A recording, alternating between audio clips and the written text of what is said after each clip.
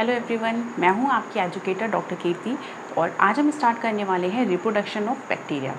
तो reproduction bacteria जो होता है वो अपना रिप्रोडक्शन 3 टाइप से करता है: conjugation, transduction and transformation. Okay, तो आज हम स्टडी करने वाले हैं कॉन्जुगेशन। सबसे पहले हम समझ लेते हैं कॉन्जुगेशन है क्या।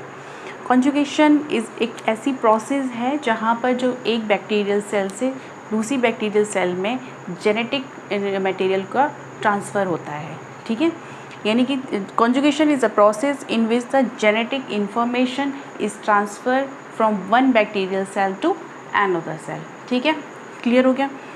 और इसमें जो होता है कि जो कॉन्जुगेशन की प्रोसेस होती है इसमें एक ट्यूब बन जाती है जिसकी हेल्प से जेनेटिक मटेरियल ट्रांसफ़र होते हैं। ठीक है, and there is a 3 type जो कि कॉन्जुगेशन की प्रोसेस को फॉलो करते हैं।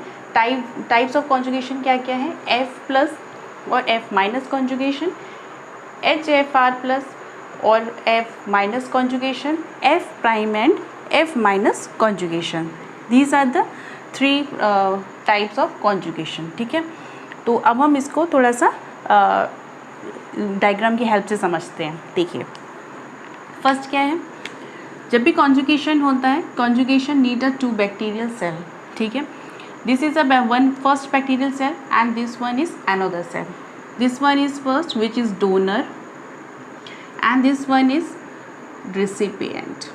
Okay, now ये एक डोनर सेल है, ये एक रेसिपिएंट सेल है। मतलब ये एक बैक्टीरियल की सेल है जिसमें अपना क्रोमोसोमल डीएनए है और साथ के साथ इसमें एक प्लाज्मिड भी प्रेजेंट होता है। ठीक है, जिस भी बैक्टीरियल सेल में प्लाज्मिड प्रेजेंट होता है उसको हम F प्लाज्मिड कहते हैं या F फैक्टर कहते हैं। ठीक है, जिसमें प्लाज्मिड प्रेजेंट होगा और हमेशा वो ही डोनर होता है जिसमें प्लाज्मिड प्रेजेंट होते हैं। क्लियर है?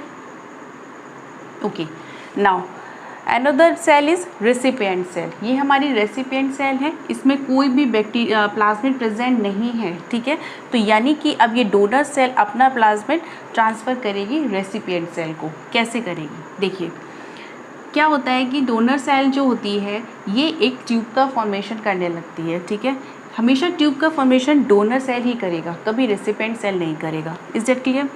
तो ये ट्यूब का फॉर्मेशन करते हैं सबसे पहले और रेसिपिएंट सेल की वॉल पे जाके स्टिक हो जाती है। ठीक है, तो इस तरीके से ये स्टिक हो जाती है। सेकेंड प्रोसेस अब क्या होगा, ये जो प्लाज्मिड है, प्लाज्मिड के पास क्या है, एक रिलैक्सेज एंजाइम है। ठीक है, जो रिलैक्सेज एंजाइम क्या करेगा, यहाँ पर इसकी साइड में ORI-T प्रेजेंट होता है।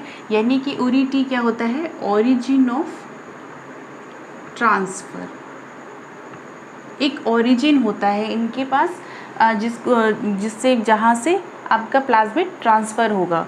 तो ये रिलैक्सेज एंजाइम क्या करेगा, उस ORI-T पर को रिकॉग्नाइज़ करेगा और वहाँ जाके कट लगा देगा। Is that clear? यहाँ पे कट लग जाएगा। कट लगने के बाद जो फर्स्ट इसका जो एक ही स्ट्रैंड इसमें ट्रांसफ़र होता है, यानी एक ही स्ट्रैंड पे कट लगता है और only one strand is transfer to the recipient cell. सिर्फ ये वाला स्ट्रैंड ही इसमें ट्रांसफ़र हो रहा है। क्लियर है? ओके, जब एक स्ट्रैंड इसमें ट्रांसफ़र हुआ है तो यहाँ पर सिर्फ एक स्ट्रैंड बचा है। क्लियर हो गया? अब क्या होगा, जब ये एक ही स्ट्रैंड इसमें ट्रांसफ़र होगा, बाकी का जो प्लाज्मिड होता है इसके अंदर सेल्फ रेप्लिकेशन की कैपेसिटी होती है, सेल्फ रेप्लिकेट कर जाता है। तो जो कॉम्प्लीमेंट्री स्ट्रैंड होगा वहाँ पर क्या होगा, जो इसमें क्या होता है, DNA पॉलीमरेज जो होता है, they help in the synthesis. तो ये डबल स्टैंडर्ड सेल्फ रेप्लिकेट हो जाएंगे और खुद ही एक डबल स्टैंडर्ड बना लेंगे। मीन्स अब दोनों ही सेल, ये हमारी डोनर सेल थी और ये हमारी रेसिपिएंट सेल थी, दोनों ही सेल में plasmid, double standard plasmid present हो जाता है। ठीक है, तो ये आपकी प्रोसेस हो गई कॉन्जुगेशन की। क्लियर है?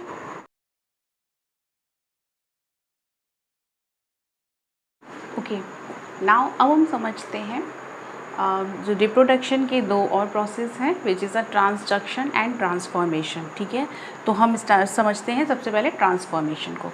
ट्रांसफॉर्मेशन को सबसे पहले डिस्कवर किया था ग्रिफिथ ने। किस में देखा गया था? ये डिप्लोकोकस निमोनिया में। ठीक है, this is a very important point.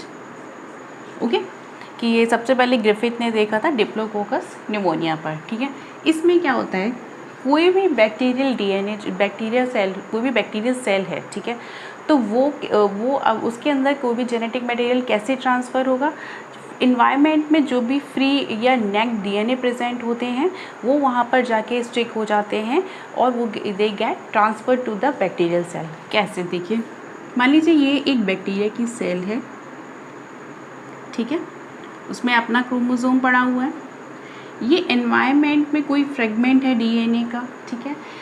ये फ्रेगमेंट कहाँ से आते हैं, या तो कभी भी कोई भी सेल लाइसिस हुई हो, ठीक है, सेल रप्चर हुई हो, किसी बैक्टीरिया सेल की डेथ हुई हो, तो कुछ सेल्स जो ये इसके जो डीएनए फ्रेगमेंट्स जो होते हैं दे गेट रिलीज, ठीक है। अब ये इन्वायरमेंट में कहीं ना कहीं तो होंगे ही, तो क्या करते हैं, ये बैक्टीरियल सेल के साथ अटैच्ड हो जाते हैं, ठीक है, और इसमें अंदर एंटर कर जाते हैं इस तरीके से। तो ये जो होती है ये आपकी रिकॉम्बिनेशन में हेल्प करता है, ये जेनेटिक रिकॉम्बिनेशन होता है उसमें इस तरीके की प्रोसेस हेल्प करती हैं, ठीक है। तो ये आपका ट्रांसफॉर्मेशन हो गया। नेक्स्ट हम समझते हैं ट्रांसडक्शन को।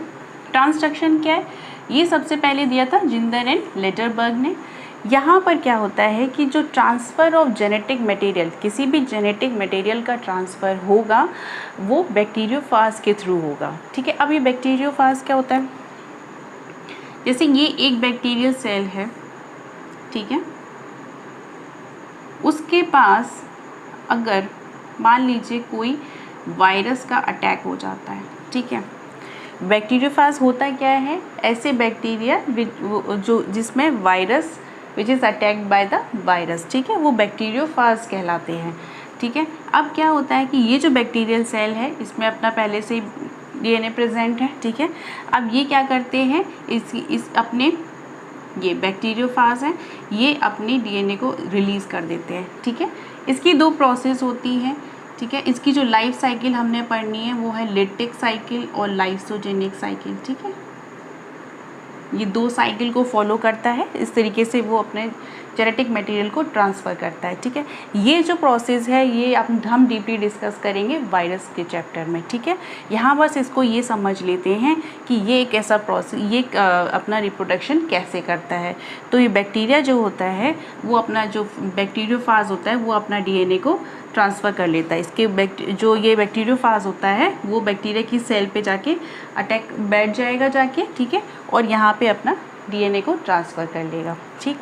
तो ये आज हमने ये तीन प्रोसेस को समझा है।